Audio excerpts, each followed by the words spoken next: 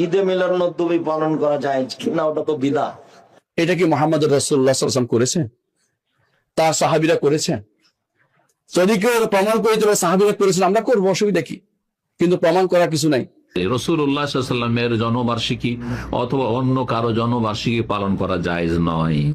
ঈদে মিলাদুন্নবী এটা ছেলেদেরকে শিখায় ঈদে মিলাদুন্নবী বেদাত যারা করে কাফের, শবে বরাত বেদাত যারা করে কাফের, মেরাজ বেদাত যারা করে কাফের মুশরিক। এদেরকে হত্যা করা সওয়াবের কাজ। যেই ব্যক্তি ফারুকী সাহেবের সিনার উপর উঠে তলোয়ার চালিয়েছে সেই কিন্তু জিহাদ মনে করে করেছে। আজকে ফারুকী সাহেবের উপর উঠেছে, কালকে আরেকজনের উপর উঠবে। সুতরাং আইডেন্টিটি পরিষ্কার হয়ে যাক। আমাদের সাথে কারো কোনো ধরনের কোনো জায়গায় দ্বিমত নাই। আমরা শুধু এই রাষ্ট্রকে টলারেন্ট একটা রাষ্ট্র হিসেবে দেখতে চাই। এখানে এক রাষ্ট্রে সব মানুষ বসবাস করবে।